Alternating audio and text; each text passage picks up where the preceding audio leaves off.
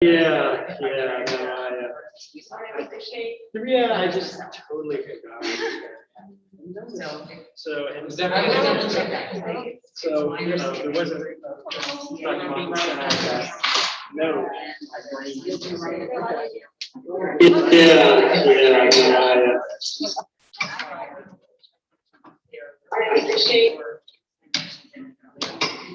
Right. Maybe that's something that's there's a lot of information.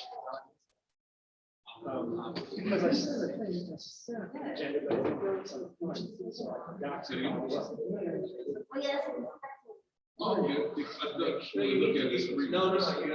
so, what did you learn today? I'll go. Did you do it, or do you have to set it here? I'm deep in it. I'm the chair of this campaign committee. Well, there you go. You're So, deeper. that's why it's just. Okay. Sorry, I tried to pull it out.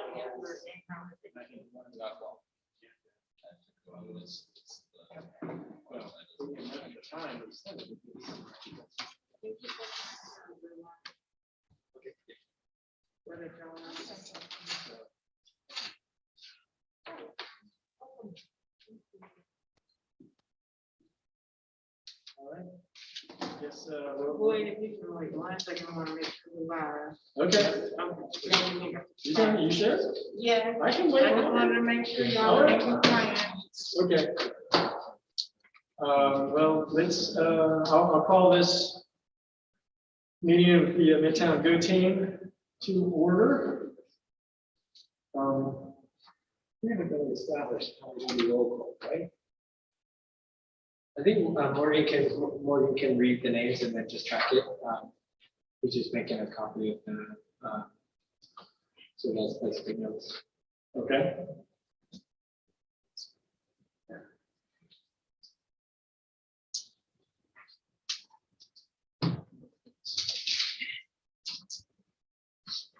It's about me. Here. Nikki Rafferty, Here. Boyd Baker, Here. Nadia Vincent today, Here. Curtis Staten, Here. Susan Barber. Christopher Rimbaugh, Here. Ella Posey, Here. Bill Alvarado, Here. Yevia Rivera. Here. Morgan Knights. What's your last name?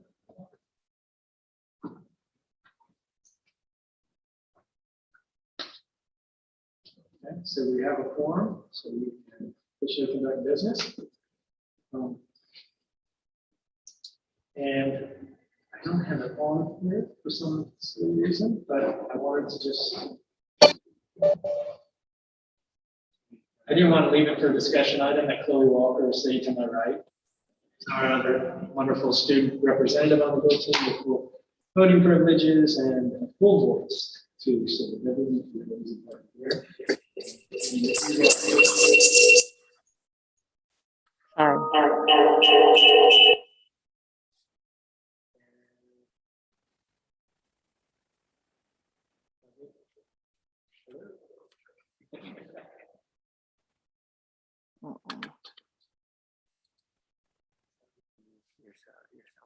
I'm trying to turn it off.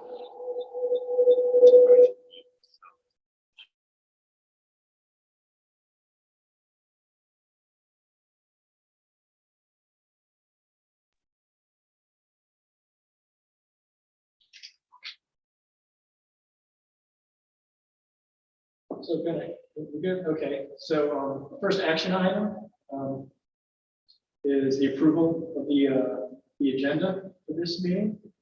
Sorry, it came out a little late, but I did send it out. I make a motion. Motion to approve. Second. Second. All right. All those in favor? Aye. Aye. All those opposed? Nay. All right. The agenda passes. The next one is the approval of the previous minutes. If everybody took a look to see what was posted up there, does anybody have any questions or discussion of the last minute? Is there a motion to approve? Chris. Nobody's gonna get your name on it, so. Is there a second? Second. All those in favor of approval of previous minutes, please say aye. Aye. All those opposed? All right, it passes. Dr. Buckman, is there anything pressing that you would hope to address or bring to us right now? Okay, so the main focus is really, if nobody has any issues currently, we'll jump right into trying to get a strategic plan squared away. All right. Okay. So did, I sent out, just some things, I had to get something on paper for us to work on. So, I sent that out last week. Thoughts, additions, so what we're working on is just the strategies, we're trying to talk that out.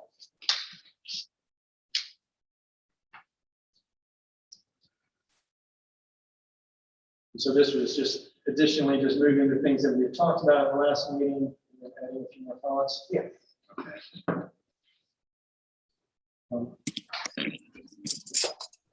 And then trying to meld it into the school improvement plan too. That's all. So as far as, I'm afraid I don't. Can we do, put it up there, right? If you, I'm on, I could use my, if you wouldn't mind read, if you have it available, you just re-forward the emails and stuff on my inbox, and then I can pull up. Okay.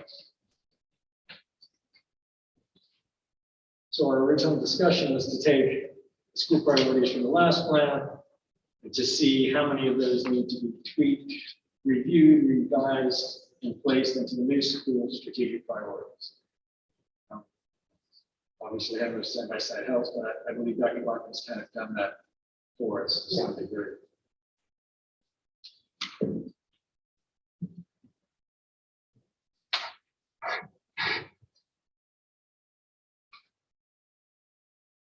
It's gonna take just a second, so. That's fine. So, because these don't visually line up, Dr. Bachman, are the first three focused on fostering academic excellence? Okay. And then we have 4 others to cover the other 3 boxes right now, is that correct? Yes. And I'm just not positive where the, maybe 6 and 7 are at the last one. I'm just looking visually how they lay out. Yeah. I'm sorry. Yeah.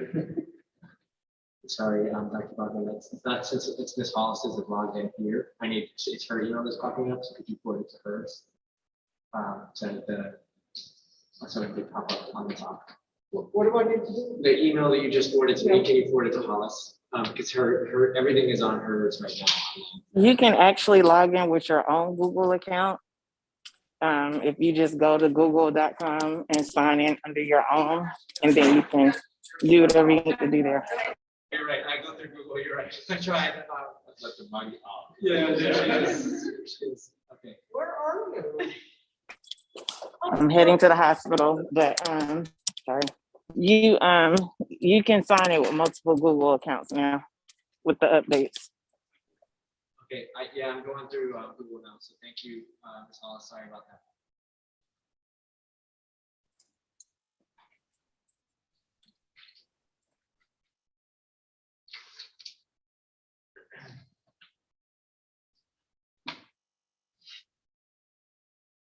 So Dr. Bachman, off this list, I know your leadership team will work on these. But these Right, SMART we need- goals, are those, Those 2 goals, remember, are the board goals. So we are following the board goals with those 2. But 2 others, yes. the 2 others are for us to determine? Yes. Are they required? And tie those with the school priorities? Yes. Are we required to have 4 goals that is something?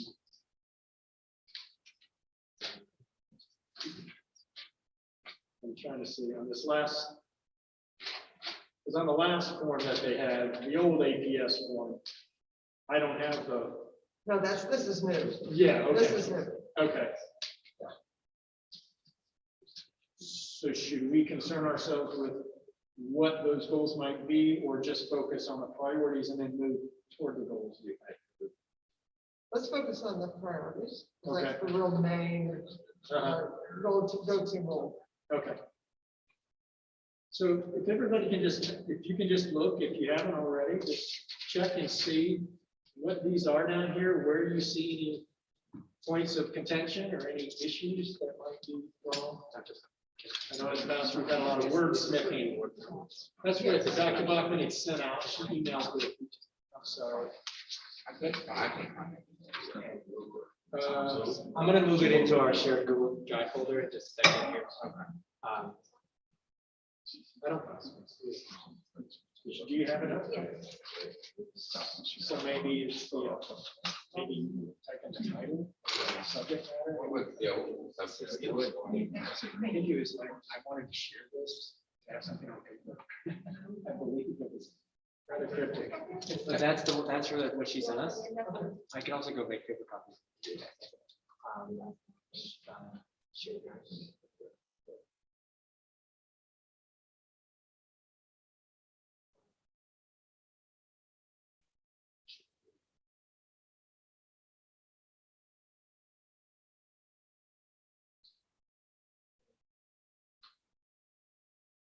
I do have a question. Yeah. The priorities as they're written, do they align with the left box? Yeah, that's what I was trying to ask too, because I believe, because if you flip that, I think 6 and 7 go to this. You see how there's 5 goes to- spacing? Yeah, spaces. Here it is. These 3 go to the first. 4 goes to kind of lays out. Got it, okay, that's. So that gives you something, but if you went back through this one, to the last one, you find basically these similar format. The priority That's those are the same priorities, but just updating might be because since the original box is changed, now the priority verbiage Got it. can be tweaked. Perfect, thank you. Yeah.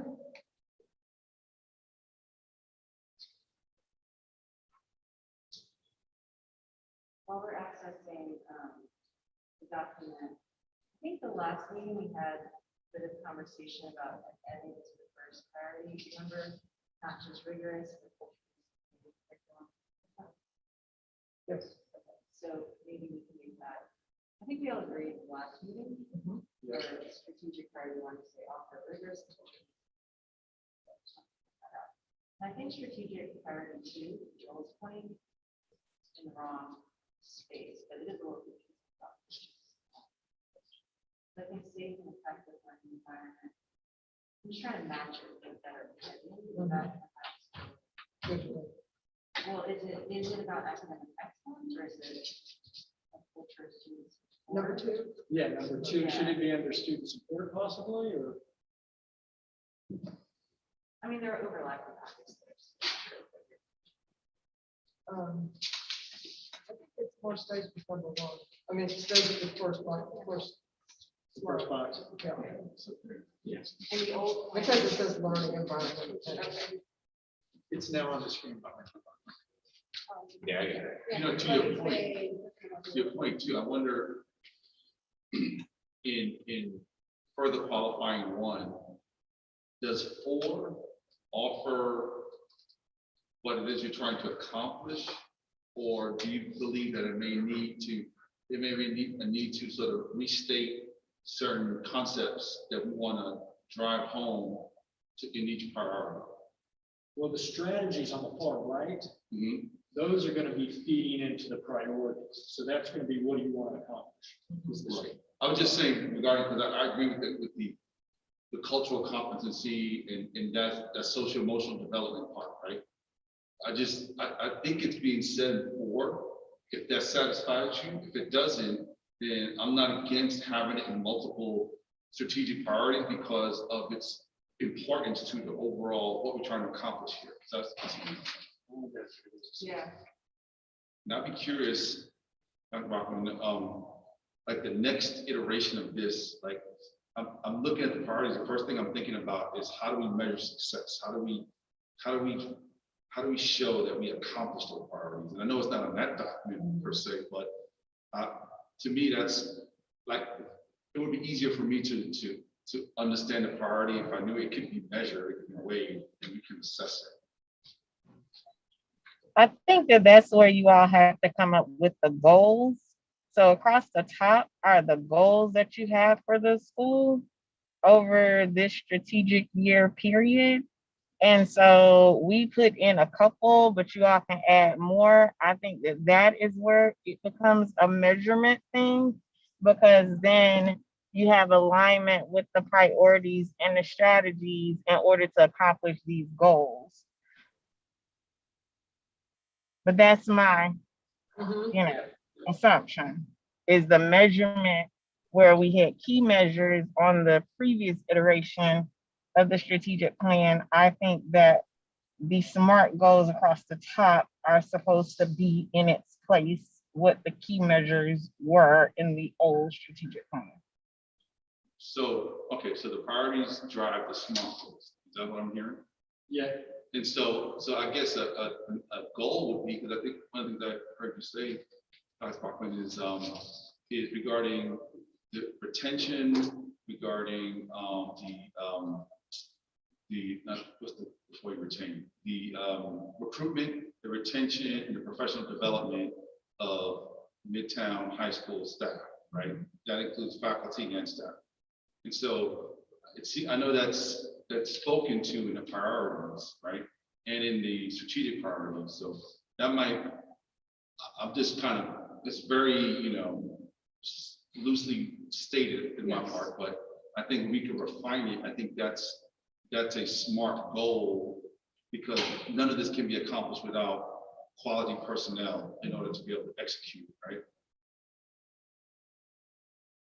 So we can agree then that that should be one of our SMART goals. We find a way to create a measurement for what the retention. Recruitment, retention, and professional development of, is it, I want to use proper language. Would you say faculty and staff, or everybody considered staff, or? If you say faculty, that's everybody. Okay. To me, that's everybody. That's how I see it. I mean, you Okay. can say faculty and staff, but when I say faculty, I'm talking about the clerks and the, teachers and Okay. everybody. I just want to make sure you incorporate lexicon. So faculty. But So, then we've also got to consider what's going to be a measurable goal on this, Right. right? So is that a retention number, for recruitment and retention? I don't know how those two kind of go. I think there's a recruitment number. Like, I'm sure there's a goal. Let's sure you have empty. Yes, so like, you try to have 90% retention, Mhm. if possible, give it, that's what you want. We were right at that this year. We actually were better than that this year, and then we had a couple of people leave, like in September, because I got promoted, something like that. So we were better than that. But that is what you're striving for, is not. And if we're doing that, then if we want to say teachers, we just want to say teachers. 90% retention. Okay, and then do we feel like we need to include recruitment in there, whereas whether it's a timetable on the recruitment for the positions that need to be filled? Would that be possible? There's like a, what we hope to do is to, by May, our hope is like May 1st, that we have positions filled. Right. It never works that way. That's an HR goal. So, like saying we would have all positions filled by June 1st, that's absolutely what I want, but every year there are 2 or 3 people quitting too. Yeah. So, that's just, Right. So, why don't we just make that the standard, though, that ideally you have at least 90% of your positions filled by June 1st? Is that a reasonable? okay, so we're talking filled, that's different than retained. No, this is just, it's just about recruitment. It's recruitment of that 10% that you're trying to fill. Yeah. You've got 90% retention is your goal, Yes, right? yeah. And then the recruitment would be, And onboarding, or basically what, right. they committed, Right. Yeah, Definitely. onboarding the recruitment by Yeah. June 1st. Definitely June first, but like, it's, I mean, to think like, Mr. Davis, the marketing teacher, Right. June 10th, he tells me he's moving, I mean, it's that kind of stuff, so. Well, I mean, the reality is we can't control all these variables, but if we're gonna put down a goal, right? Yeah, but it's a great goal, yes, So, yes. is that fair, June 1st, Mike? Okay. And the only thing I would add to it is that somewhere as we refine the language, we want to make sure that we are intentional about diversity in regards to recruitment and not only just the traditional diversity, but really kind of cover the breadth of what diversity means. And we want, right, you always want it to reflect the student body. So, people of color, yes, we need to get more, also, Hispanic, that's our growing population. Recruiting, specifically recruiting in that way. Right. And then to me, like a goal, a way to measure success for that would be if either APS or Midtown itself has the capacity to, let's say, in jobs fairs at college universities throughout Georgia. Like if they went to Georgia Gwinnett College and to Dalton State, they're both Hispanic serving institutions.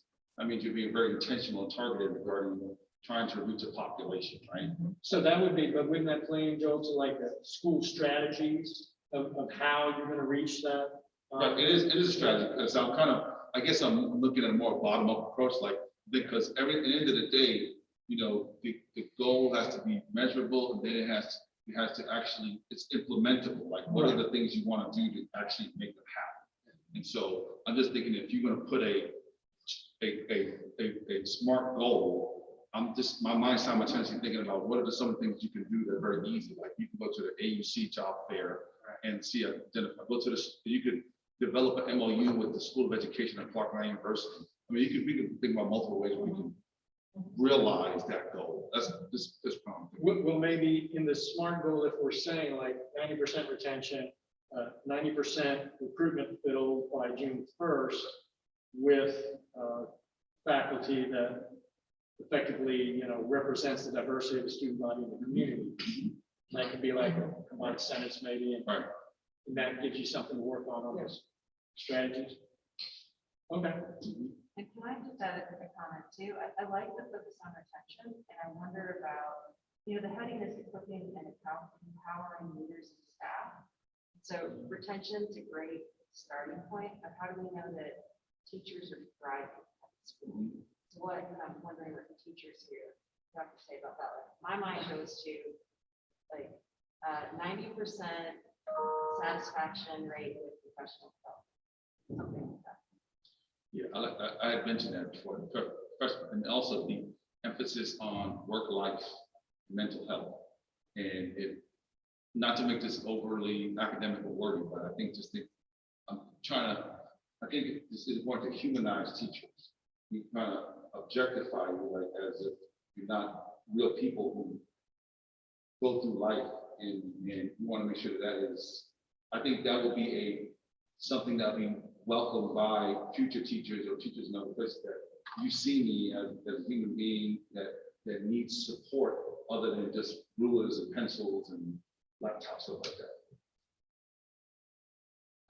I'm coming up with some thoughts in my mind, but I'm curious about the role of the district. Like, what does a district have power over versus what does a school have power over? So, like, even thinking about recruitment, do schools sometimes recruit directly? Like, would our school work directly with a Clark Atlanta, for example, or does that have to go through? And the HR department does a huge amount of that.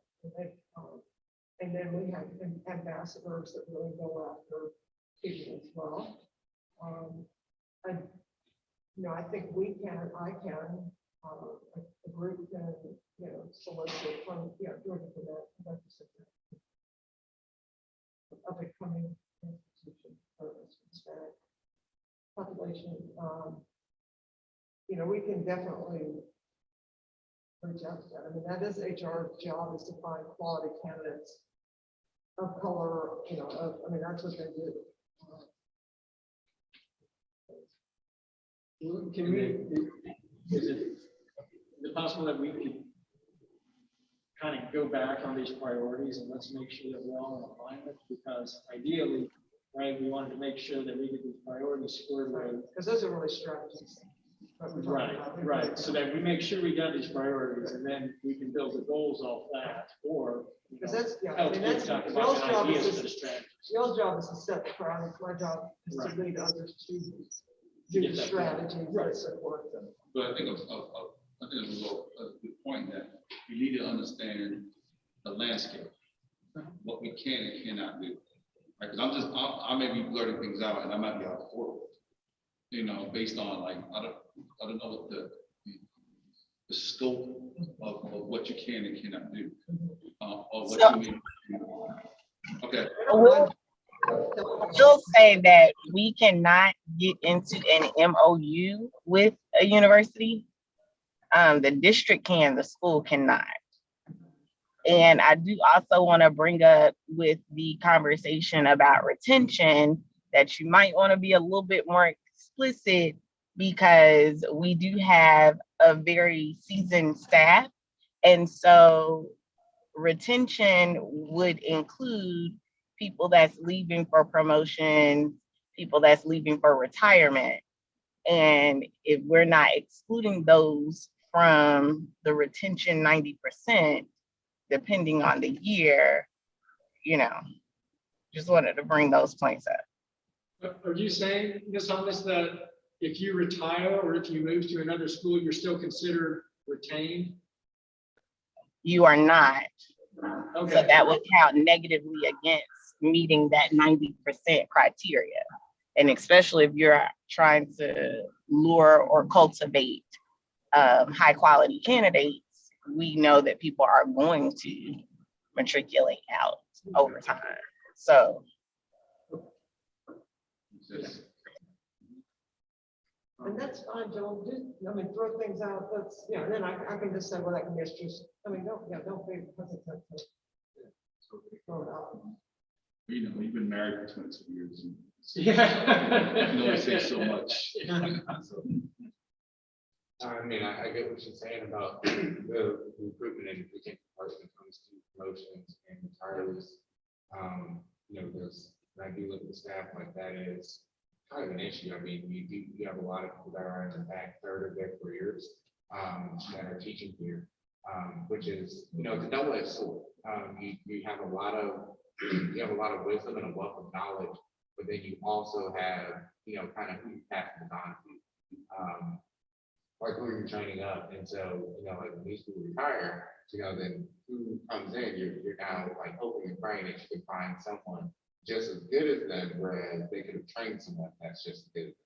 So the idea would be to, you know, when a spot on the ELA team opens up, you hire somebody that's within the first 5 to 7 years of their career, so they can actually get trained by those older, you know, more well-seasoned teachers, and then be able to continue that growth. So let me ask this question. Do you already have established internally a mentoring program? Yeah, we do. I mean, to a certain extent. So for instance, for the music side, we do have a mentoring program. So like I mentor the new teachers who come in, the new band directors, and we do it per, you know, per discipline. But it's not necessarily the same support throughout all areas of discipline, especially in the content areas, because what they depend on is more so the school level. So for instance, when I got here, it was like a whole nother level of like mentoring support compared to like my last school. We have a whole new nights program that's set up that Mr. Wallace heads up, to where you actually have that, which is good, but it's always good to have somebody that teaches your particular content, that knows what you need to be doing, and that can, you know, help go along, like I said, train up those people. You know, so that's just kind of like a thought to where to get that going, because if you have everybody, you don't want, it's a hard balance, because what you don't want is a bunch of young people that like have never taught before, or very like within the first few years of their career. That's catastrophic, and you don't want old, you know, people that are on that back half, like, you know, almost out the door, because then you have nothing to fill those slots. So let me ask another question, if I may. But you brought a retirement, you know, one person's trash is another person's treasure. What about individuals who retire from the private sector or some other sector? the possibility of their maybe pursuing a second career as an educator. I don't, the reason I say this because I did a panel discussion at the Georgia Partnership for Excellence in Education, and they have an institute, policy institute. And so the issue is that there is just a lack of teachers in the state. I mean, it's pretty significant. And so they were thinking about what other strategies can we employ, people who may have the depth of knowledge and some training, but they're not necessarily trained as teachers, but they may be trained in their fields, and maybe they may be willing to be teachers. Now, I don't know if that's an issue for you here, where you, as opposed to other schools, but I'm just thinking about, the marketplace. Can we expand the market where we may identify other candidates who may be able to fill the needs that you have? We can get people from industry is what I would call it, or that want to transition into being a teacher. I'll give an example. Mr. Sullivan, who's a history teacher here, who's an attorney for 25 years, actor as well. And, he just decided he didn't want to do that. He wanted to teach. So he knew he had a history degree, but he had to do the credentialing, but he could give him provisional while he did the work at Georgia State, that kind of thing. We have a number of people that are doing that. The people that don't transition as well are the people that I'll say they are an engineer to be the engineering teacher. It's very difficult to go from industry, where you're in control of your life. You can go to lunch, you can go to the bathroom when you want to, to this. This is, we've had a number of teachers that just crash and burn. I mean, they don't even make it to October, so you have to be real careful. And then that's a huge credentialing. You have to be, you all seen, I can't find a healthcare teacher because it phase out healthcare because there is nobody that wants to leave being a nurse practitioner for $100,000 a year to come here for this, which we think is lovely, but other people don't. So, That's again. I will say, fortunately, we have not had a problem getting candidates except for the healthcare. This is a very well-known school. We get high-quality candidates. APS does a really good job of recruiting. So, that's not something I'm as worried about as I would much more worry about keeping them doing good by the teachers. What is it that they want to do? That kind of thing. They're worried about getting more. I don't have that problem right now. I have some specific ideas around strategies, but I want to, on what you said, that possibly going back to talk about priorities first. Yeah. And then if there's space, and if not, that's something too to bring back of like. We've got to get kind of focus on the priorities. Right. Yeah, we got to. I'd say if you have those notes about strategies, I would either write them down, scribble them, type them, but ultimately, if we don't get to discuss them, you can send them straight to. Yeah, I'd love to just have this be a work production. We can just, Right. Well, Ms. Hollis, are you still there? Hollis? I am still here. Okay, is it okay if we write on this document, or would you rather transpose it from written notes? No. Oh, I think typing directly on the document saves time. We're not double working. But like Mr. Rodenbach said, the only thing I'm concerned about is formatting, but the only column that you all should be typing in is priorities and goals across the top. So what I'm doing right now, Ms. Hollis, which I don't think you'll be able to see, but I think what would be best is I'm making additional slides. I'll format this in a nicer way. So that I'd say that we should only touch this.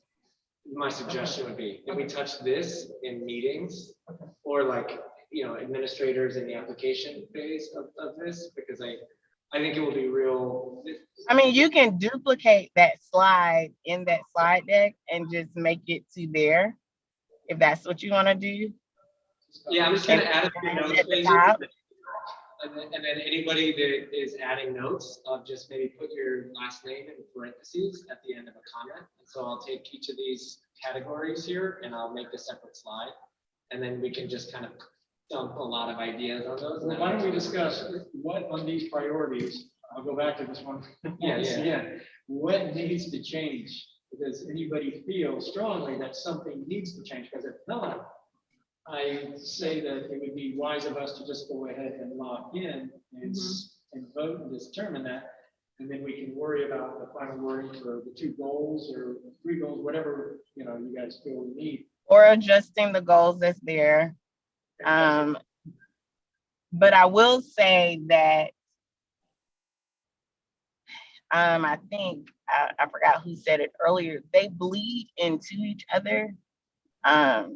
So if you want to move something to a different bucket, that's fine. But some of the buckets, like if you're talking about the whole child, well, that also bleeds into the culture bucket, right? Of the school, making sure mental health is a priority in the sense of welcome or interconnectedness that all bleeds into the culture. So you can move it, but understand that the school strategy still may bleed because they are all interconnected. Well, and it's just like the goals at the top do not have to necessarily represent each of the 4 colored initiatives on the left. As long as you feed into the school in general, that's Correct. I don't know if this is too, what's one? I don't know. Well, I'll just say, it. Like for the first one, it says college, career, and citizenship, right? That's an assumption that all students are citizens. And I would rather maybe say it's like civic engagement, civic participation, because then that doesn't put a status on it.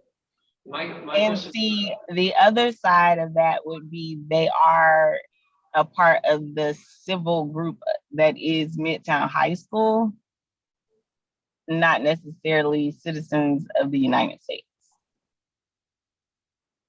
Yeah, but that's not how that reads. Yeah, I don't think we lose anything by switching to civic engagement. You know, if that's okay with all like and college career and civic engagement. My question around civics and citizenship or active citizenship, I guess you would say, or being active participant in society, is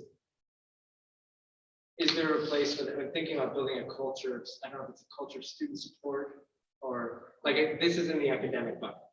And to me, there are 2 distinct, like I'm at the intersection of this as a civics teacher, but also somebody who leads a club outside of school time, which is trying to help educate, it starts with educating students about, but it's actually doing some practical on the ground student support of helping students get government issued IDs and helping students register to vote. So like, I would not put that in academic excellence. And so my request here would be, if you all think this is a good idea, that some mention of civic engagement somewhere else.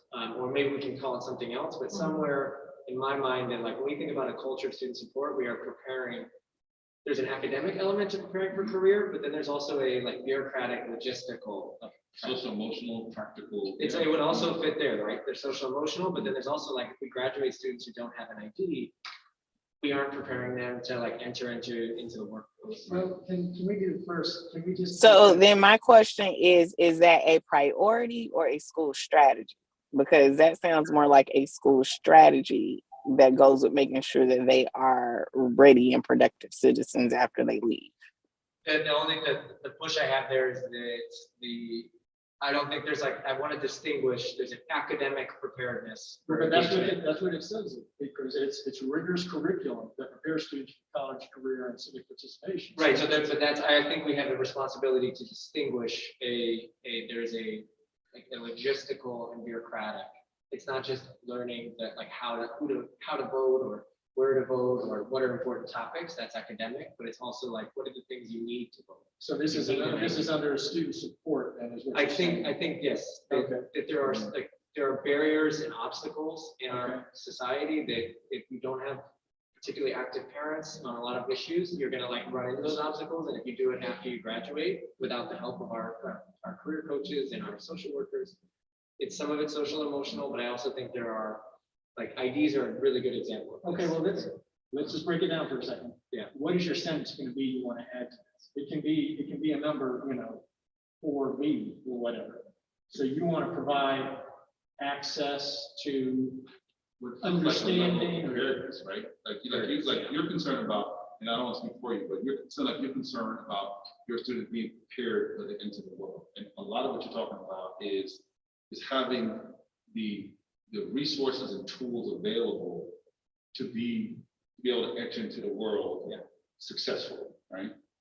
And that's what I hear. Yeah, preparedness is and so I think looking at these, I don't see something I can build on necessarily to get there.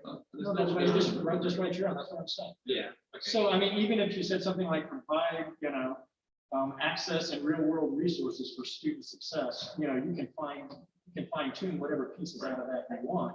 I think that goes in the last bucket. I'm looking at this thing that Travis gave us, like, Okay. define those Yeah. 4 areas. I think we're getting a little cloudy here because that last one, system of school support, is the APS is saying that is where you get families. And so maybe just broaden what you're saying, because you're getting a strategy, like, Yeah, but that's for Yeah, student yeah, base, that's No, not I family. and understand. community. well, I think the students. But I was just thinking, it makes sense to me that keep the strategy in that column really broad, and then the specific school strategy be more specific. Because, like, what are you talking about at a big level? Making sure that families and communities have access to resources for X, Y, something like that. Yeah, what's the document that you have pulled up there? That's, I'll put a link to it. are you able to get into the Go Team regularly used files? Because you could drop it in there and I'll pull it up there. Is it that APS? No, Logo this is, example? yeah, I just looked at that. No, it's, Okay. it looks like this. Well, Yeah, I just put a link to it in the second slide. Oh, here? Okay, Yeah. oh, great.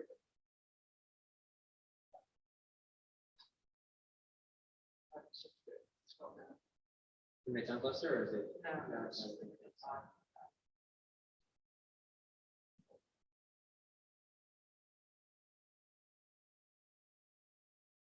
Here? Yeah, I think that's it.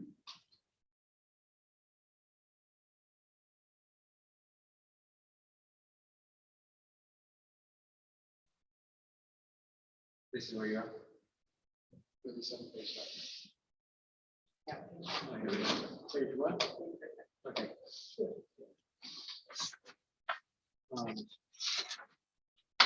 The yellow one seems like what it's trying to do is more like community relations and criminal affairs, right? How do we tap into the resources that exist in the community to help supplement what we don't have or internally to achieve the goal that we're talking about?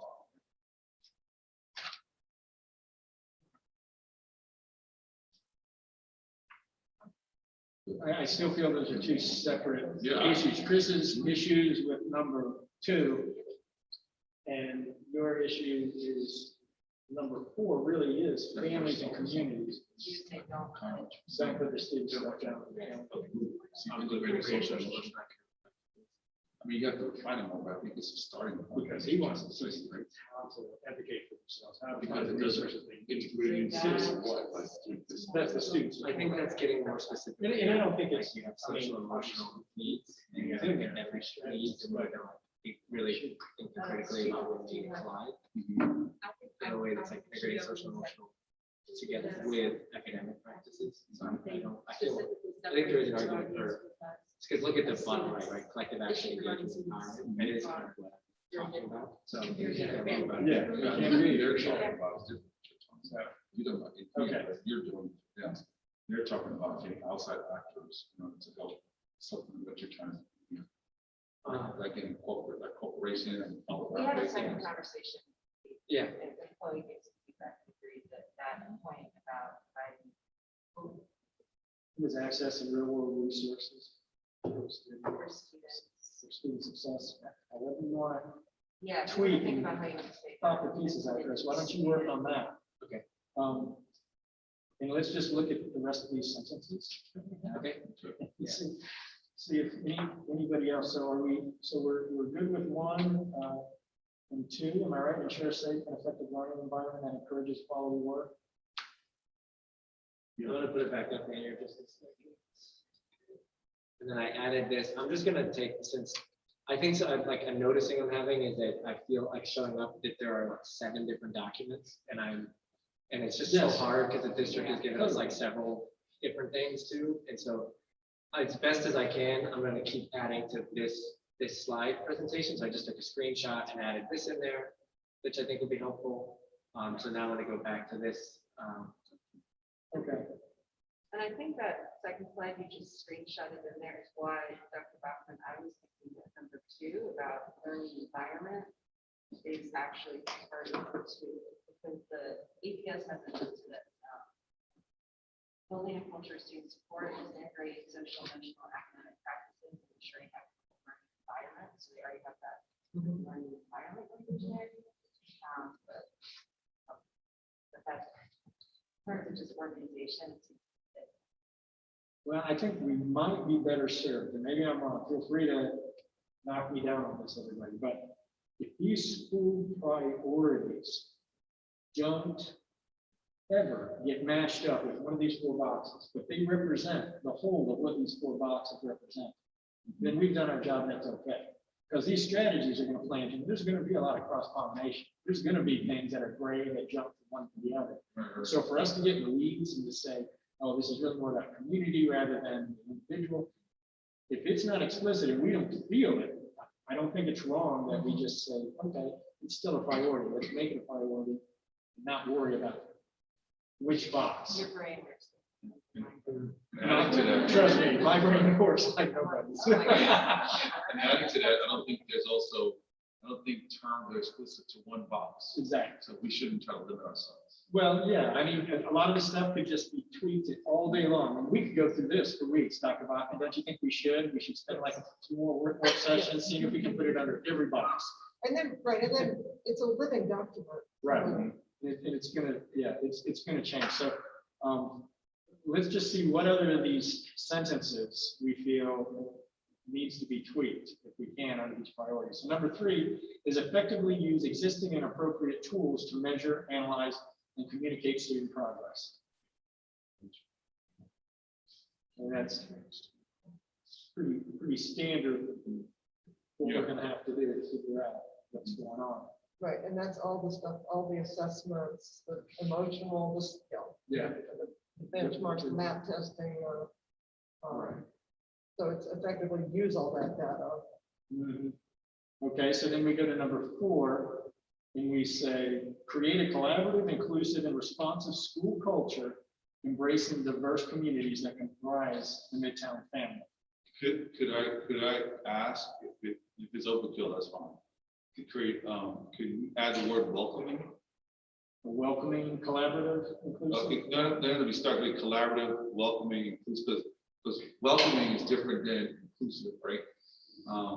Welcoming is that you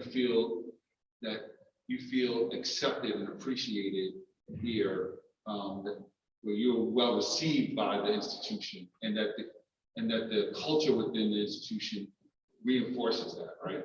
So where would you want the word welcoming? It could be after it can be collaborative, welcoming, inclusive, and responsive school culture, embracing diverse communities that comprise the Midtown. Does anybody have any problems with that or any thoughts against it? I could live with taking out collaborative. Because I just think that's kind of a general catch-all Yeah. term. I think Right. what you're saying says a lot more welcoming, nurturing. Which is collaborative when you're welcoming in theory, so, okay, I think if you're doing that, it is collaborative, hopefully. right, You know, I'm not trying to sound paternalistic, but okay, that's in my mind. Collaborative is just kind of like, okay, we get together. I mean, this is collaborative. Right. Okay, so we strike collaborative and replace with welcoming, is that okay? That's fine. Okay. No more collaboration. There will be no more collaboration. So Collaboration is implied. Number 5, yeah. Number 5 is to build teacher capacity with the ability to meet the diverse social and academic needs of students. And what exactly, when we say teacher capacity, are we talking like professional development or through proper classes? Do you think? I mean, what would your ultimate strategies be to feed that? Maybe Well, that's the best way. for me to Okay, so understand. we're doing some book studies on that particular thing. Okay. Teachers of reading, we'll start that in January, the book studies, the book talks. I guess. So that would be something that we're doing. You know, promoting, if they want to do something online, that kind of thing. So in essence, this is all about professional development for the most part, right? I mean, to a large degree. Yes. Okay. That was a good question, yes, because you could build teacher capacity internally, build teacher itself or externally, provide support systems and tools and technology to do the same thing, right? Not, and maybe that's just implied, capacity as you go into the other aspects of it, defining it. Maybe, So like personalized learning, so that personalized learning under the blue bucket there, the two. What do you see, That's sorry, kind of where's a- personalized learning? So personalized learning under building a culture of student support. Yeah. So that would be, we would need to build the teacher capacity to do that. That's a big thing in APS, personalized learning rolling out. So we have to build the teacher capacity to know how to do that. What is that? So we're gonna have to do some sessions on that, some training, things like that. The only thing I would have is like, if I'm looking at this from the outside, somebody as a parent who says, what is this? If there's a way, I don't know if it works, that you could say teacher capacity strengths or somehow get the improvement or the strength of a teacher. Build on, you should like build on, Build on a teacher's strengths, maybe. expand teacher capacity. Yeah. Because you're saying that The, sounds like. the we're word starting with- capacity has a volume sense to me, right? Capacity is 200 people in this room. Capacity is you can work for 8 hours, but you're talking about more of a mental and professional capacity. So should we change it to, I would probably say ability. I mean, that to me, when I think capacity, I think numbers or something like that. Right. I literally was like, oh, so we're gonna have more teachers. When I think what we're talking about, I think is more so you need to have the ability and more so the knowledge to be able to do these things. To be able to include this culture responsive teaching. You could say knowledge. Well, why don't we just put Yeah. knowledge in there? Yeah. Build teacher knowledge. Yep. The other thing about knowledge is that there's knowledge and there's skill, right? Those are two distinct things. Now, I don't want to longer than it has to. But if you just say knowledge, that's your understanding of like pedagogy and theory, right? But skill is, as you well know, is another component of the work you do. That the implementation of that is needs to be developed as well, right? So how about if we said to build teacher knowledge and skill to meet the diverse social and academic needs of students? Yeah, that works. Would that? Yeah. Okay, Doc? Okay. Understanding also. Nothing more than that? I think knowledge, I mean, do you feel, in addition to knowledge, do you need understanding? Or that the teacher understand, the diverse, the social diverse, because they can be others diverse, but they don't deeply understand what it is. Or you could say Or- understanding and skills instead of knowledge and skills. And understanding and empathy, that. Yeah. I don't have an issue with adding understanding there. That makes sense too. Knowledge, skill, and understanding are all distinct, and I think all needed for a teacher to be able to achieve that to meet diverse social and academic needs. But just because knowledge doesn't automatically assume understanding, right? Exactly, because you can know that, but you don't necessarily really you understand. Or Understanding is my empathy, right? Kind of. exactly that empathy. I like I the think word it's the understand. same. I like that. Okay. Like this, like something Believe deeper, or like believe. or Understand and dispositions believe. or something. Understand. I mean, the big term here is diversity and APS has really taken a huge kind of, Equity. equity with diversity.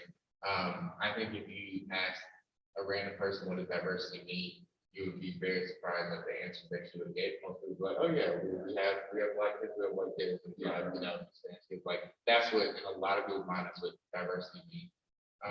And so I think that's why the understanding piece is so important, because when you say diversity, that's a term that is thrown around so often. We just think that putting different races in a room makes it diverse, when it's really, it goes a lot deeper than that. We don't know there's a lot deeper than that. So I think that understanding part is key.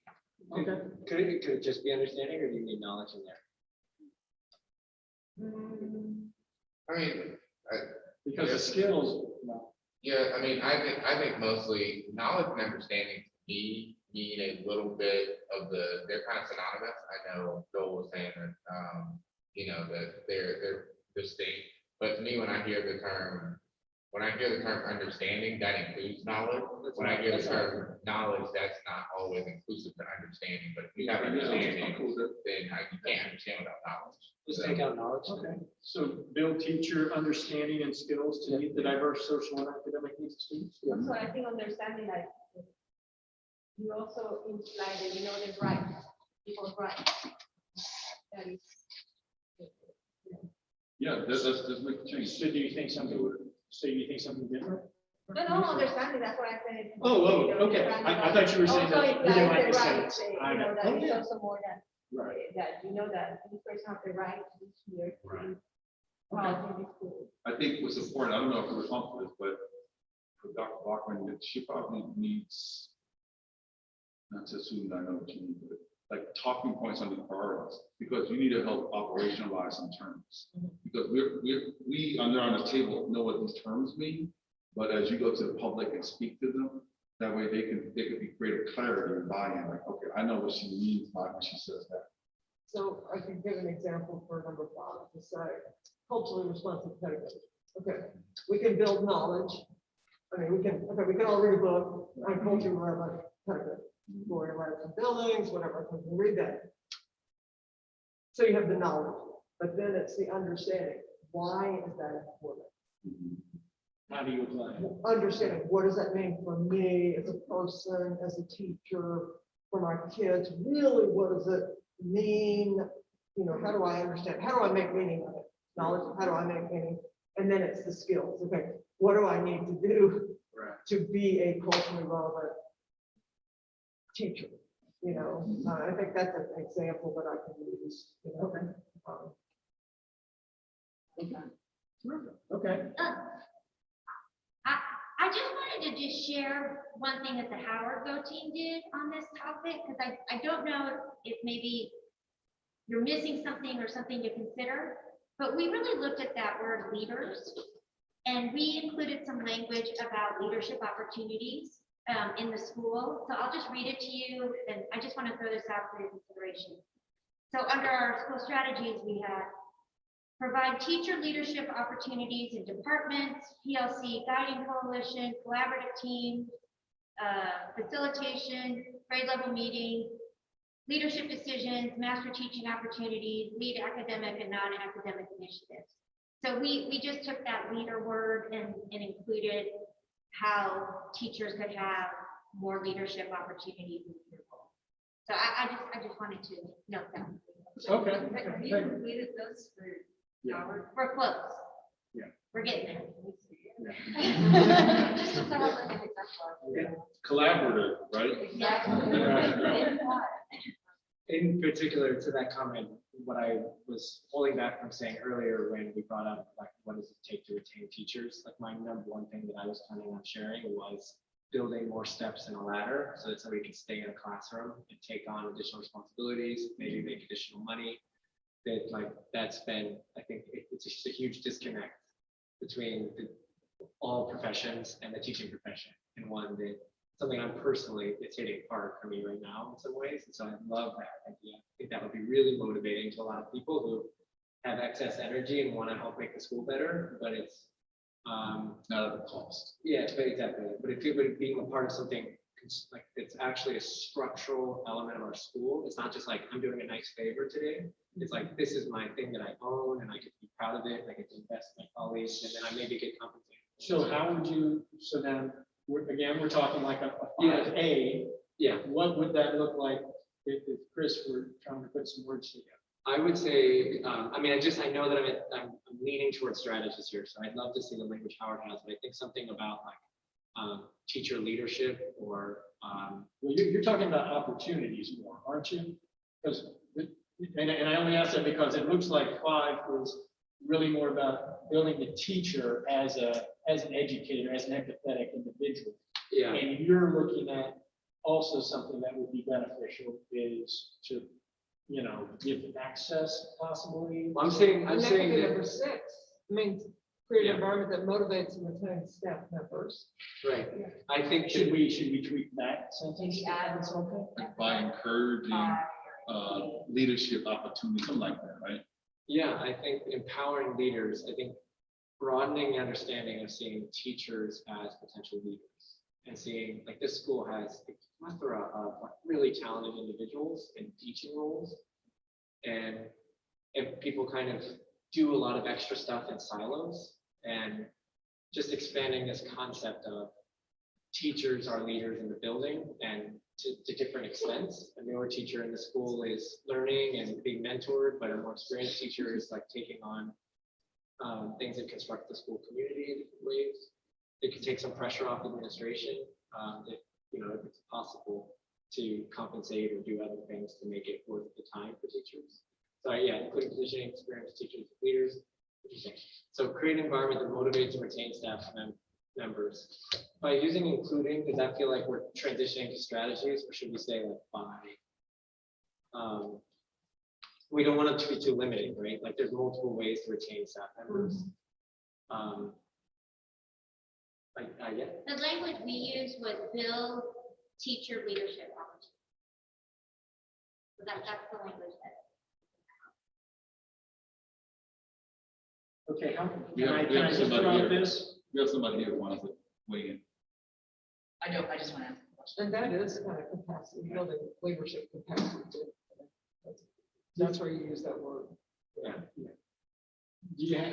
Yeah, I wanted to ask, does APS or the school have a teacher survey that they do on either an annual or biannual basis that says, as a teacher, these are the things that are going really well for me, and these are the things that we could look on because I have, or the students. I mean, I know I'm on my second kid, and when my first kid was here, there was not that kind of Feedback loop. instrument for students.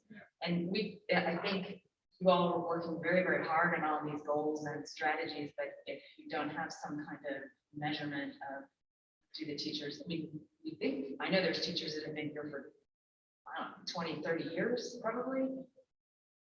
But if you don't measure or have some formal measurement of how satisfied those teachers are and where they see that they have opportunities here, maybe they do, maybe they don't.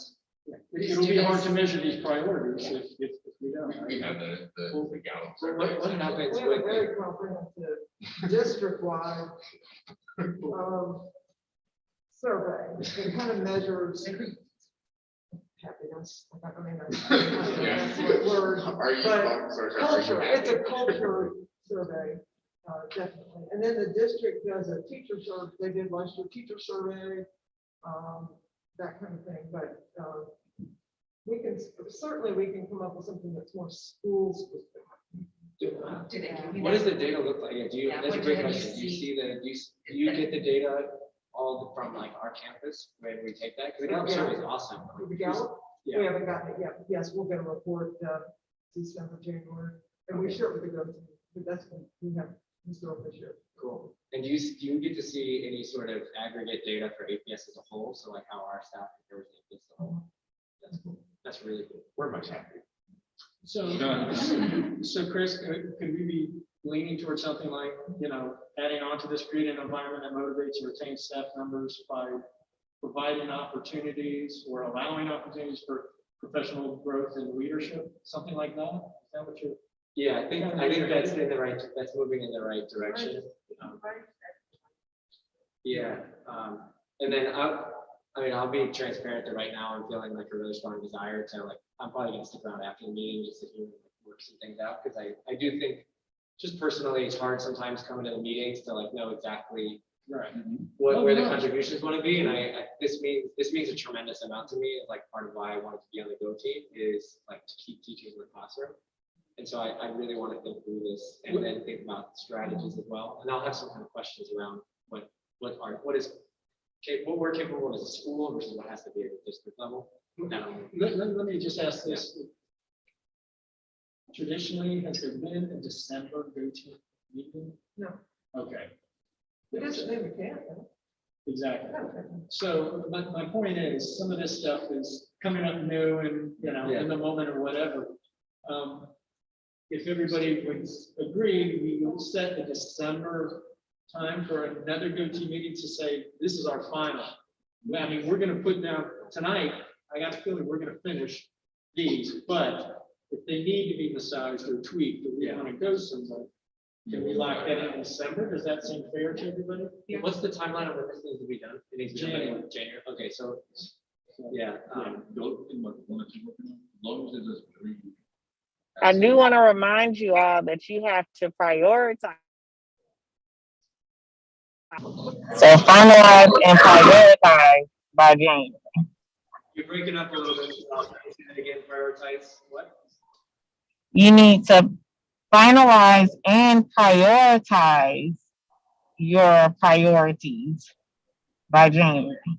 Is when you say prioritize, does that mean that this list of like 1 to 8, I have this kind of a numerical order here, but it seemingly corresponds with the 4 different APS strategic priorities. So it's like 1 and 2 are fostering academic excellence for all. But when I have that as 1 or 2 on the list, am I indicating 1 or 2 is like priority number 1, priority number 2, 3, 4? Now it's just in numerical order, but by January, you need to identify what is most important, second most important, least important out of those priorities.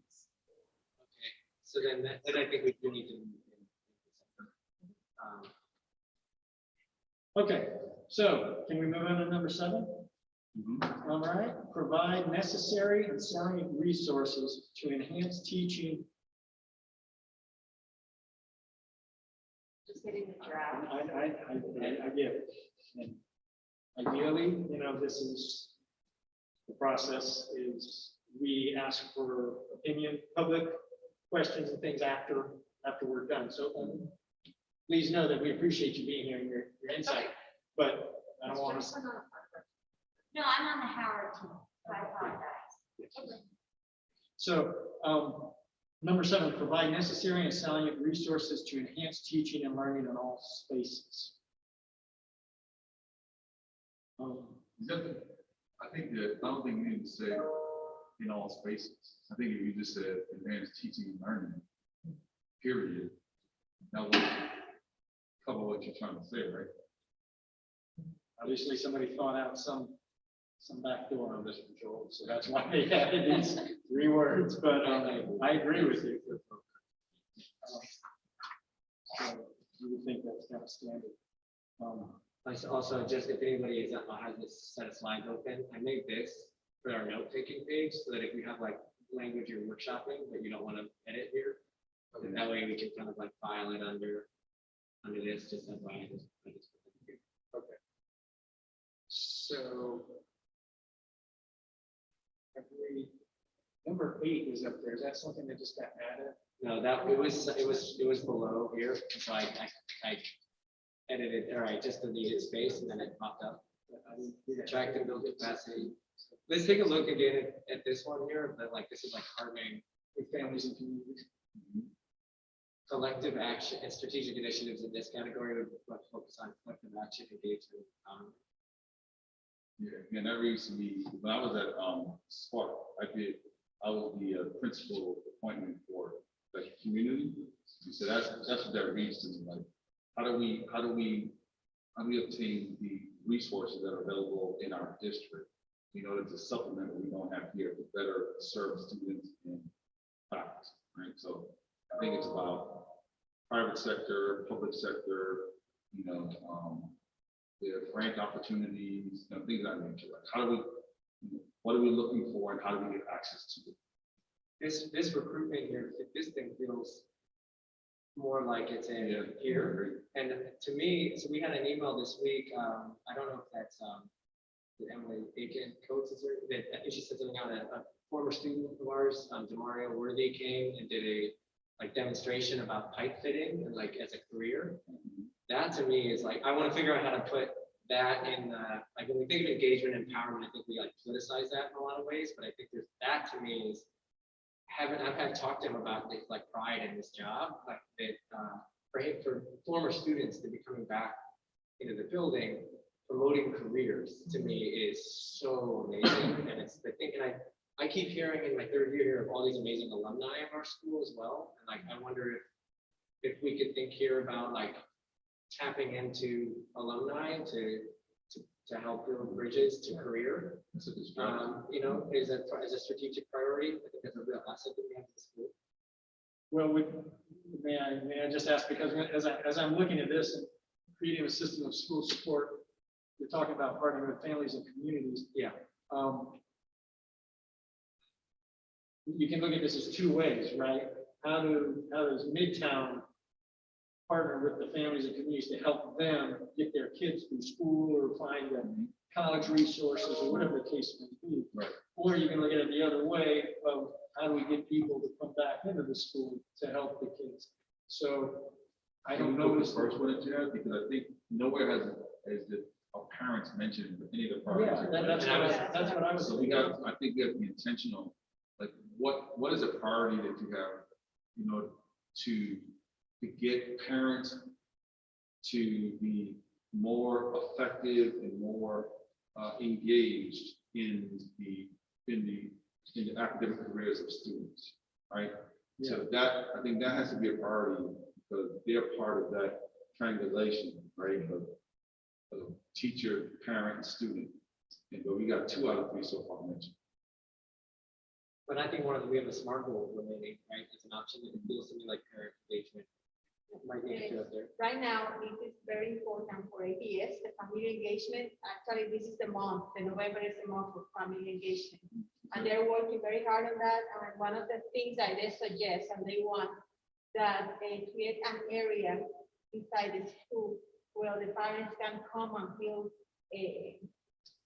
well, they're welcome to and find all the information that they need. You know, they can find books for them. They can have an area to use a computer. In fact, you can even have an area for freshmen. They want, you know, to be a part of the school and work there. And that's something that they are really, you know, pushing. They want that for the parents. I know in some schools, some elementary schools too, they have, you know, they will have a classroom that they allow for the parents to go, the PTA can meet there, the parents can talk about issues that are going on. It's like a center, yes. Exactly. We are planning, finding a space to get that. We're talking about that, a place for parents. So would there be a way that we create a statement that says whether it's creating opportunities or resources that engage parents and community to support student success and the school as a whole or something along those lines? Or is that getting to where we're kind of what we're heading toward? And we already have number 4. So that one already has a phrase.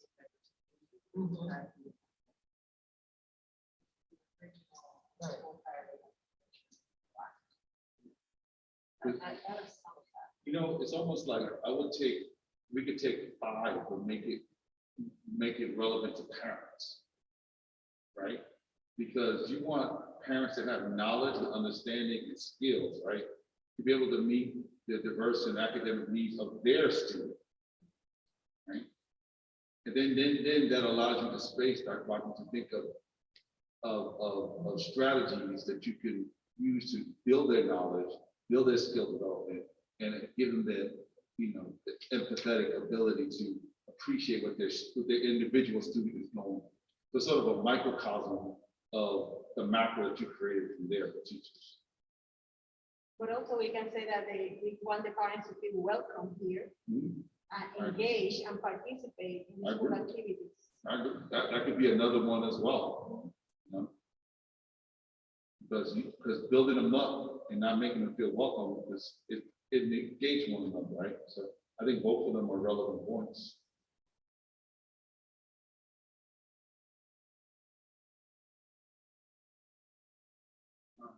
It's probably what you want to, doesn't want to say it, but the feeling you want to provide is that this is a community sport, right? And that it is an extension of the community, and that the community is welcome, because we understand that you have a vested interest in the success of students.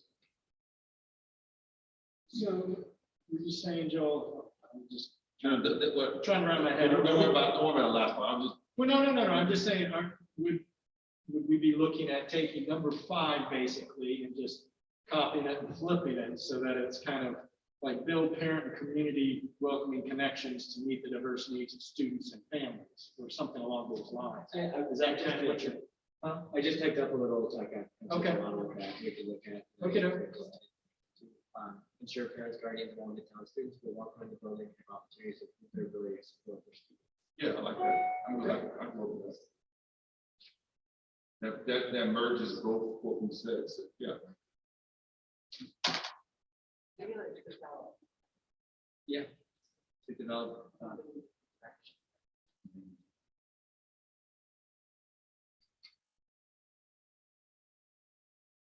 Okay. And be engaged in school. If they're welcome, they come here, but they can also be. Engage. Chloe. And develop their ability to support. Yeah, please. I was just gonna say, if you're using the word develop, that kind of implies that some parents don't already have the ability to support their students. So I feel like I could use the better word just because you're saying, or you could say develop animal, but I feel like saying develop is you're creating that extra ability that some parents do aren't having. That's interesting. My vision is what you're saying. That's how it works, development, like where you have it, you're extending it. Like there's something wrong with it. You put improve slash develop. Yeah, maybe it's a combo. Just wanted to, I had Chloe, that's why I put in, but I understood your. Or you could say deep, you could just stay away from that altogether. Or strengthen. You could say strengthen, you could say deepen. Strengthen, what do you think? Chloe? I think Everybody gets strengthen. You don't have to really say in develop, you can just say students feel welcome. Parents are organized. Feel welcome. Great. And I guess you want to say the building, one of the strategies is create a parent center. Right, exactly. A family center. All right.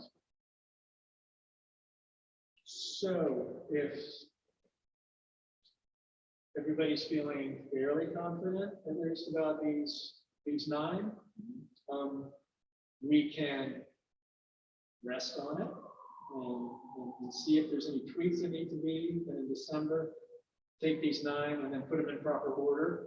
Does that sound good? Yeah, I feel better because, like I said, the longest our priorities touch students, teachers, and parents, then I think we got all sides of the triangle covered. Yeah. I think we've gotten to that point. So I think just maybe a little more refinement Okay. and just need this one. So then we've got the 2 goals up there. And one of them we discussed being a 90% retention for. Can we repeat what language was here, and I can just type it in this draft? It was 90% retention, 90% retention of faculty and 90% recruitment by June 1st. So. Faculty. 9% retention of faculty. Yeah. There's 2 parts. There's the retention and then there's the recruitment. So there's still 90% goals on each. 90%. Like recruitment implying. Recruitment by the new hirings by June 1st to fill that 10%. To reflect the diversity of student body. So 90% of open positions hired, is that mean? Yeah. Okay.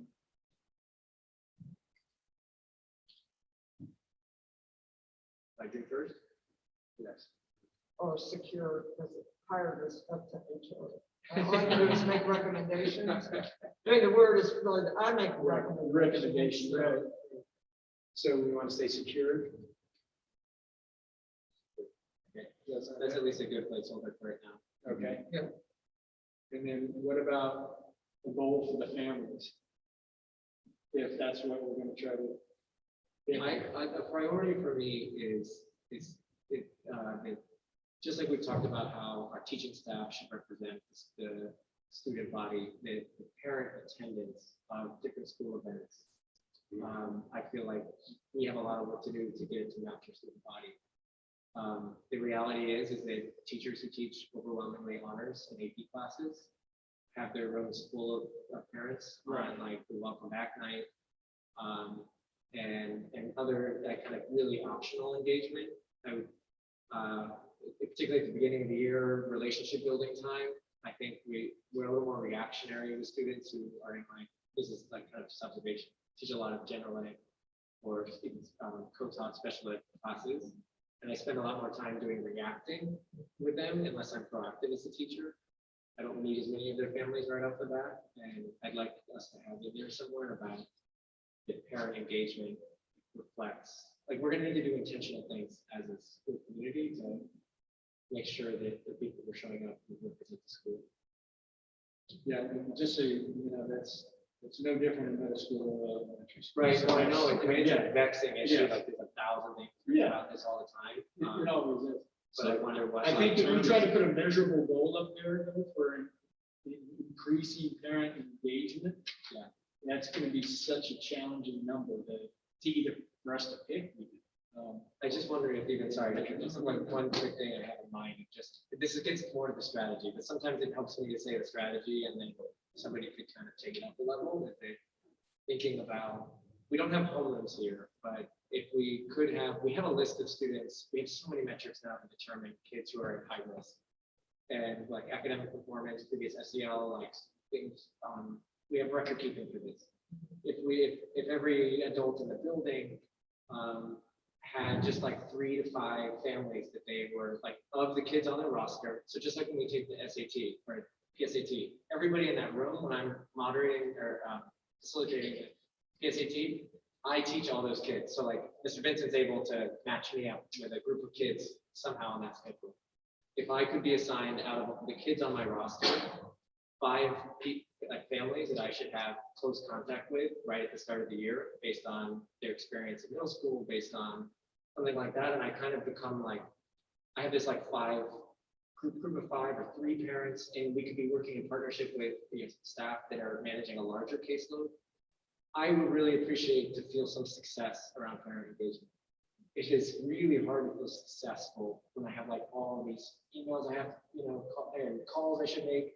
But if I just have like a smaller number of people and I need to see if they can come to the next event, I think teachers would be on board for something like that. So even if it's not some broad thing of like, you get X number of people total, but even if we just really hone in on like the 100 most at-risk students, what if we got 60 of their parents to come to an opening night, rather than just like sending out like whole group, trying to like, get as many whole group messages, really targeted with teachers.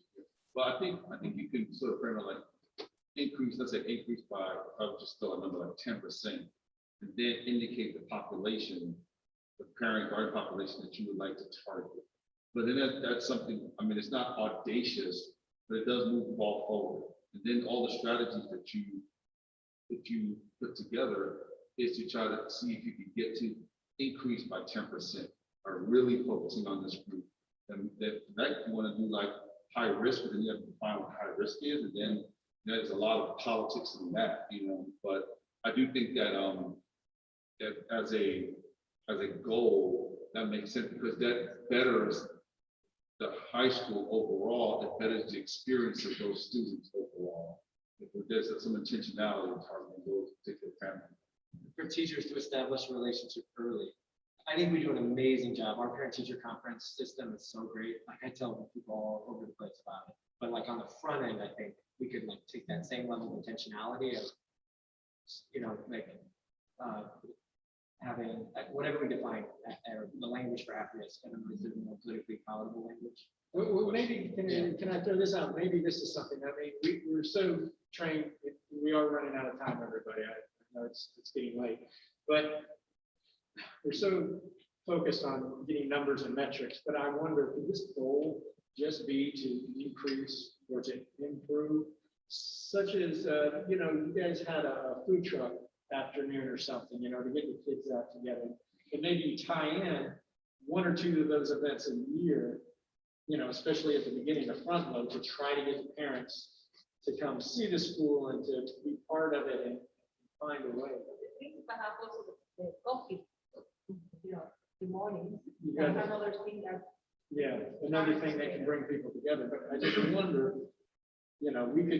it's gonna be so hard for anybody to measure the metrics on this parent involvement because we just don't have to have it first off, but I wonder if it's just literally an aspirational goal on some level, and then you try to find methods to get there. Sorry, go ahead. I mean, I think you start with, it's such a long-term goal, like you said, it's very hard to measure. This is something that I am very, very just always working on doing this with my programs, getting more parental involvement, family involvement.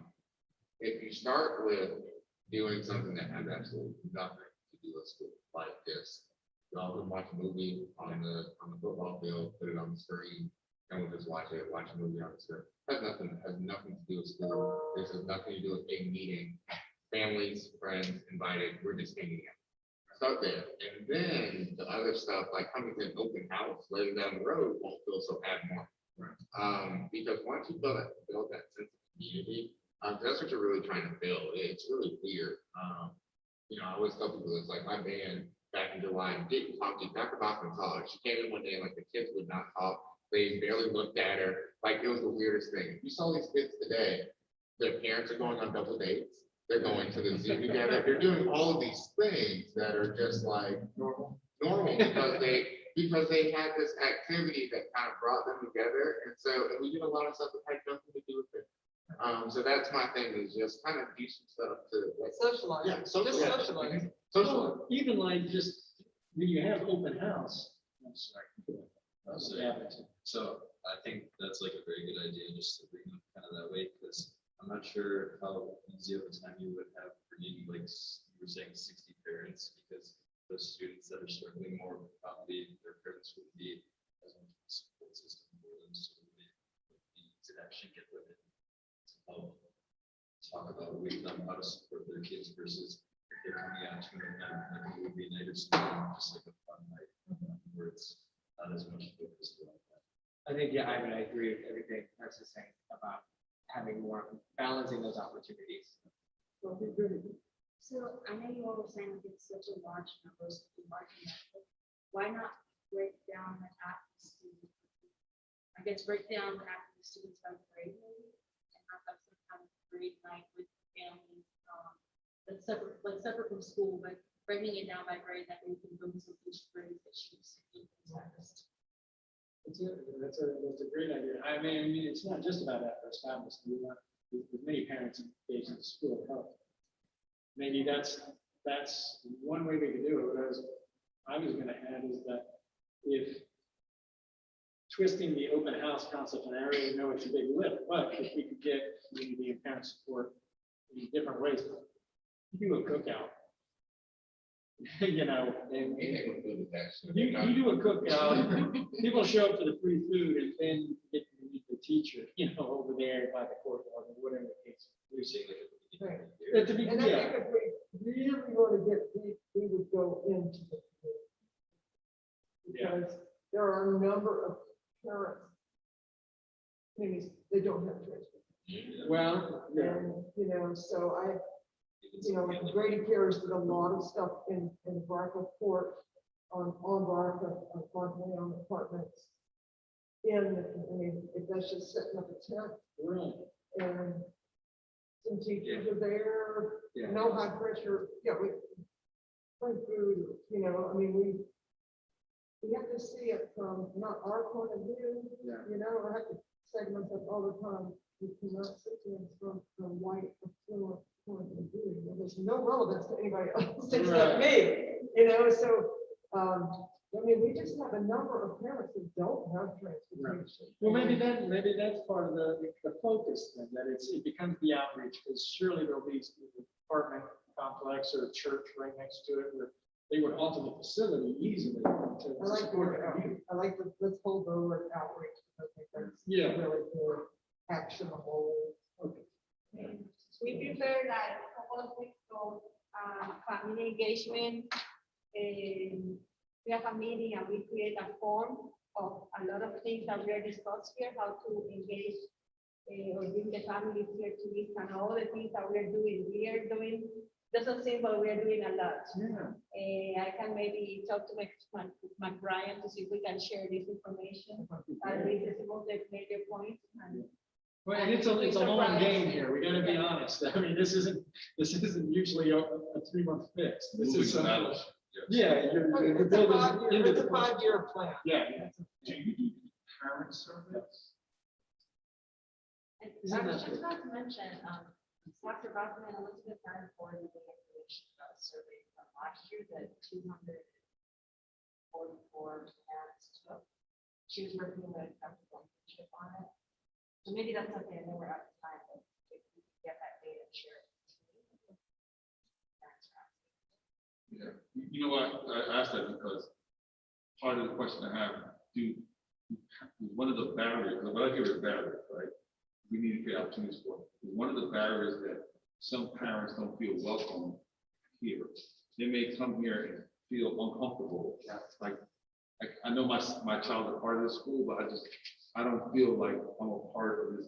So I don't know if that's true or not, but some data like that would help us understand, because at the end of the day, we gotta figure out, it's not just, oh, well, I work night shift or whatever. There are multiple factors that we may not be aware of, that we need to be aware of, so that we can, that are in our power to control and address. Like if people feel uncomfortable on, maybe because it's a language issue, maybe it's I live in another part of town and don't live in this part, maybe, whatever. So just need to kind of get honed in on that. That would be good. Great, I'll get access. Okay. We did the second student rep introduction. I believe one other discussion item was Chris wanted to talk about the work you've been doing about voter registration. Yeah, I'll just put out ideas real quick. I'll give you 30 seconds of time. But this year we started a new club on campus called Midtown High Votes. It is partnered with a national organization called We All Vote, and they're building out these programs. We have an opportunity here in Midtown to be kind of a shining star for them, I think, in a lot of ways. I'm on the national steering committee of this My School Votes program. And I think it would be great if we all could come up with some ideas of how at the end, like what can we build in structurally to our school year to support students getting registered to vote, because that's where we're trying to get to by the end of the year. Immediately what we're working on right now is we're partnering with a couple of career coach school support staff members, and I'd like to expand that too, to try to find and support students who don't have IDs. There's a nonprofit organization called Vote Riders that we're going to be helping pilot their kind of high school program, where we're going to do some sort of event in December. I've got to run it by everybody, but I just had this call last Friday where we can try to get all the students in the room that we have a few adults on campus identify, and try to really streamline the process of the documents they need to get IDs. Because it's been a real headache. I've had several staff members share that this is a real serious headache.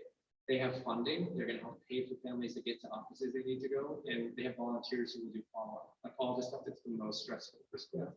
So that's really good. So if you have ideas about it, maybe we can make space to talk. Yeah. Oh, okay, so. So, Just in general, maybe this could be, the date for voting this month is already passed, but just some kind of, just how we have like a career fair, maybe a voting fair or a civic engagement fair, that we call that. So something that's centered around civic engagement, you can have like local politicians come in, talk about the importance of voting or something like that, just because a lot of people will be more attracted to the theory and have some kind of guest speaker. chapter. So I think that would excite them, and then also just, that way they get to meet the candidates that they're looking to vote for. That way you could do voter registration, getting your ID, meeting local leaders, and that could be all in one event, right before you vote. That way you feel completely educated. That's a good point, like, commend you for that idea, but what you really think about was, what I've done before with other elected officials, intergovernmental meetings. Like, if you invite here a school board member, a municipal, a city council member, a county commissioner, state rep, or state senator, and maybe a member of Congress, right? Congressman Williams, and have them all here at the same time. That helps explain federalism, the concept of federalism, and it helps explain, I know, and it also helps understand what each role or responsibility of that elected official is to that same person, right? Then I love the idea, like, kind of building what you said about the fair, like, if you had like a nonprofit fair, like all these different nonprofits would have come together, including those that help, that deal with voting and advocacy.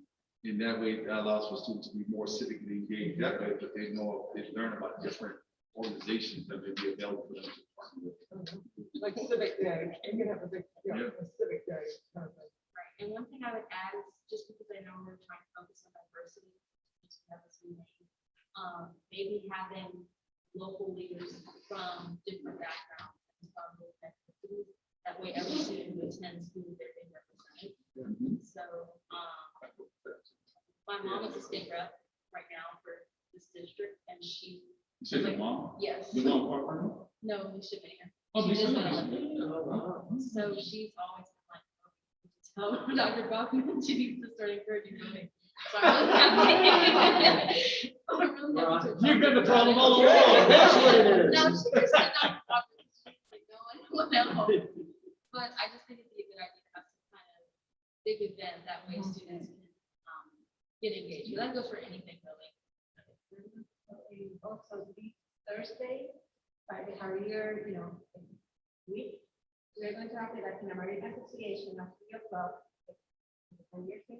And helping the students that they don't have any identification to how they can, how we can help them to get into college. So maybe that's a good idea, maybe go there and maybe get them motivated to get the ID. What is that? It's this Thursday at 3:00 I mean, in the career center. That's one of my comments. I would say, if you all announce that, I think one thing that would be really helpful is starting someone announcing, repeating the announcements in Spanish, because we always live in English, because like not every student fully understands English. Well, first. Where they don't hear it. Right, they don't Because hear it of the well class. because everybody's talking, I know, need special attention, especially. So I feel like it'd be really helpful, even in general, but specifically for this event you're talking about, if it was repeated in Spanish, that way the Spanish, we're well informed. Even for anything though, too, you could have just like a second Right. Spanish speaking student that could just have the whole script translated and just. like, That would be great. Because then those students like actually feel very focused on themselves, so they're really enjoying the things that they heard about. I think that can go with like club rotation, anything that's like being advertised. You want all the assessments, which is. That totally, right, what they're saying, it's all about the welcome. I mean, just what you're saying is just spot on, man. You made me think about, like, I bet you information, I'm not a betting person, but I would bet that the FAFSA information is only in one language, right? And understand that in order to be in college, you need to have some sort of mastery of English, but like, what about, I don't think it's only one thing. You think you can keep one. no, like, the FAFSA? Yeah. Okay, cool, but is that, you know that, but do they know that? Right, it's not necessarily the first step. Right. If I really, is there a principal's report? I want to, no, you're good. Any announcements from anybody here? And then we'll ask anybody in the community? Did we decide on a day to do something? No, we haven't. No? We stick with the Mondays, it could be You tell us what the 13th or the 26. 26 might be a little bit. 6 or 13. What do you, teachers, we have exams the week of the Monday afternoon before exams, is that a problem? What is that day, that week? So Monday the 13th, we have exams the 14th to the 17th. Okay, that's the data, right? Yeah. Yeah. Yeah, we're not- I'll hold it up. Okay, 13th, so we're going Monday. 13th? Okay. We'll get on the- Mr. Montero, puts him on the-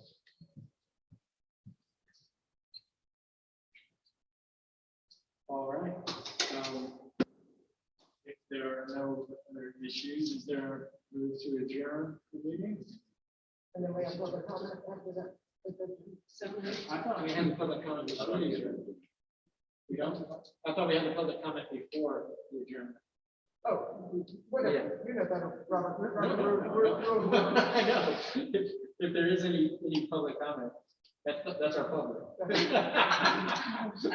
I'd like to encourage the committee to look at what kind of measurements, internal and external, are available, like the teacher surveys. And also, when you're talking about increasing like parent engagement, what is the expectation from a parent? We expect a student to do certain things, show up on time, be respectful of their teachers, et cetera, et cetera. If you don't understand what you expect parents to do, you can't decide if you're doing a good job. This is my thought on this. My thought, the team is considered, it's serving somewhere, but it's considered disability as a supplement. So somewhere within our school priorities, is that what you're? Not necessarily in the priorities, but in the school strategy. Okay. Okay. Thank you very much. One of the other things we talked about at Howard under strategic staff support was trying to increase support so teachers have to do less administrative tasks. So one of the things we came up with was hiring more paraprofessionals to handle administrative duties like lunch duties, and also trying to increase the use of parent volunteers.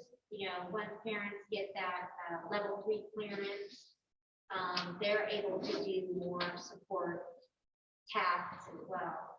So that we put that under strategic staff support. What was something, an examples of things that parents who are We were talking about lunch duty. Yeah. Lunch duty is a big one because parents and teachers don't get a chance. One thing I have noticed, sorry, last few weeks I have noticed that lunches have like run out, so that some students don't just get a lunch. For the kids that don't bring their own lunches, rely on the school lunches. Oh, yeah, that's a very important point. Okay. Yeah, I'll bring that up to Mr. Biden. Yeah. I'm glad you brought that up. Is there a policy prohibiting like microwave on campus? No, we can order a couple. All right. We have two coming. That makes, okay, perfect, because my son doesn't eat lunch, because it's like, he's not a big fan of it. I'm trying to figure out something, so I'm glad to know that the microwave part. Probably, they're actually here tomorrow on Wednesday. There'll be two down in the section. So just so that it's official, can I have a motion to adjourn? A second? All those in favor? All those opposed? Thank you so much for your hard work, people. 2 hours of your life. I want Thanksgiving break early. Yeah, it was fun. We had a good time. Kids, they kind of, I don't think. they're always happy to be around. Yeah, Yeah, the matriarch was really happy that we saw all the kids. So it was a good time for them. I think great time hearing all that, just seeing it. Very small,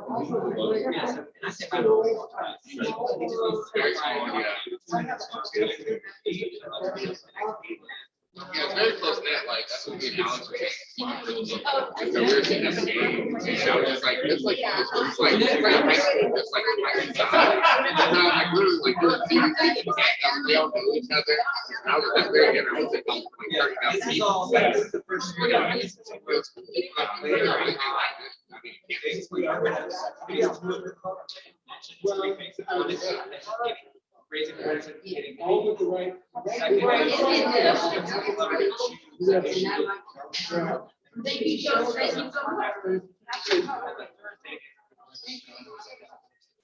that's the model for all these.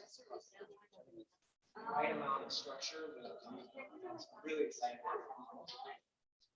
So my goal was to keep like the exact same idea, but maybe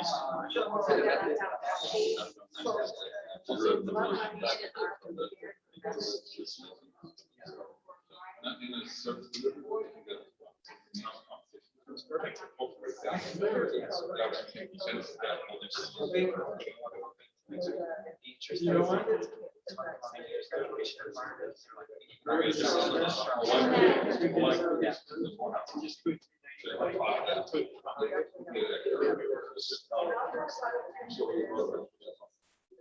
Yeah, so I think something like that, that was my goal, like I want us to do a lot of stuff, we can make that process.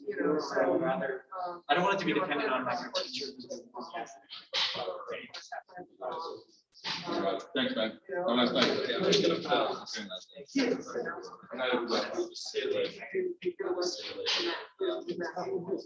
Vision tweet, you know? And then we could do something like the Thank you. winter social, winter dance. No. Governs a lot of. You know, balance. I'm not gonna. Like I was just like going. I mean, it over sounds like a like good the idea, message, and I know you're but I already just was like suggesting that that. last. Like, I just, like, I was like, Oh, yeah, yeah. So, I mean, the bottom line is. Amy knows how we want us, so. We're just waiting for the guy. I'm a big Oxford I know, fan. I know. Like, you gotta have the Oxford chairs. that's my mom. She uses like so many comments. Like, But when you got a series, it's like, it helps break it up. yeah, Make like, sure that in you a series, so like I'll Oh, yeah. have like, work with a college essay, she has like 30 Well, comments. Yeah. You need shorter sentences than that. Yeah, my day is like super. 2 minutes. So you're right between me. So, you know, we were just, well, maybe.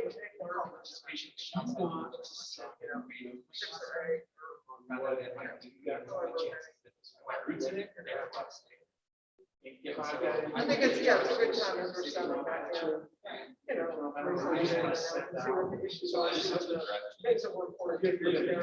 Yeah, minutes per day. I mean, I know there's been just. It was all mixed. So everything's going on in the last 2 years. In the Because I was world. looking at the other ones, like 1, 2, 3, 4, and it's just all of it. I don't think we should follow that. It should be done at the next meeting. So my guess would be, you know, your notes that say, discuss school strategic priorities meeting. Yeah. What detail, and then the smart goals meeting, Yeah. you just list that out. That's all you gotta read them. As far as I'm concerned.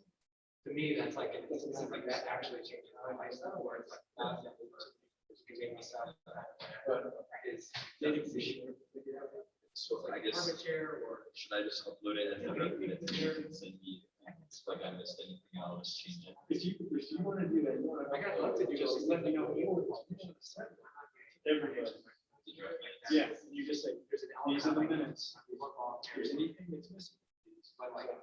Organizing. So then I guess I can upload it as draft and then send it to everyone. So then anyone can- Anyway, I'm sharing all that Procedural procedural, thing. sounds like how it is, as a. Uploaded as draft. If you have any changes, please.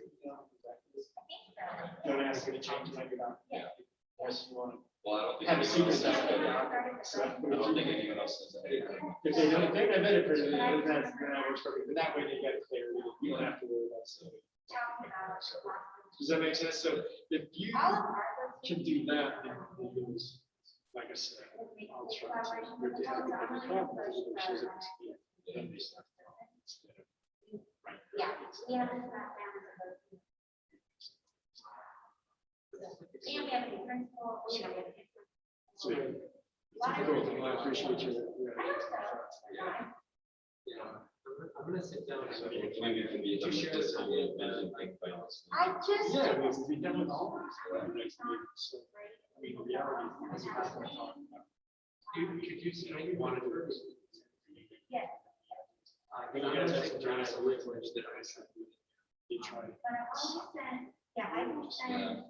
I think it was like such a big focus on today that we didn't have time to go over some other stuff, like, if you spend some time on like the lunch policies and speeding, because I think that's a pretty big issue that some kids are not actually getting through.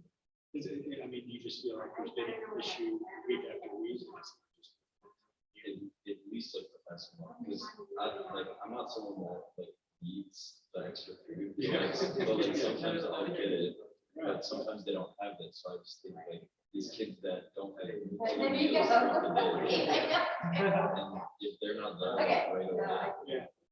And these other kids that are getting second lunches, like they bring their own and get the school lunch. So when you go up there, they say, oh, we don't. That's it. You ask them, you say, We the reason actually. why we're running out of lunches. You tell them, you go, do you know who I am? In the yellow I'm box. more than that, I'm on the go team here. And We I didn't really have need to that know what's going language down. over there. I don't know what the issue is, because I know, like, they have definitely have a set amount for each of the groups that they save some, but So our yellow they box, can't go over. we were not operating. So I think it's better to have too many. Yeah, Because exactly. We didn't use, And if anything, like at the end of the day, they can. Ours like, are have them, corrupt. like, for so we students, were like, not to take- operating, our yellow section. Just like, Yeah, for we were not example. We almost screwed that up. Dunkin' Donuts, like, if they're about to throw their way out. This is, like, right before they close, if someone. Okay. Like, you have a Great. commission, I'm gone by Jennifer. like 2 weeks before they Right. close, that's what it is. Yeah. Well, I wondered if, So I have a ninth grader here, and then my daughter has an eighth grader. So both my girls are eighth graders. Yep. I can even like goes up there. And, I teach, Yeah, I feel like that's something that. I teach ninth grade. well, and I'm sure she doesn't know about it because kids are complaining to her. Like, what's your daughter? You know? Charlotte. So, You know you know, what she takes also for the beginning? Okay. So yeah, she's taking. I think, you know, you got it on the radar class, so I think she kind of, but it wouldn't hurt. That's a cool plan. That's a good strategy. So I I teach appreciate also. you.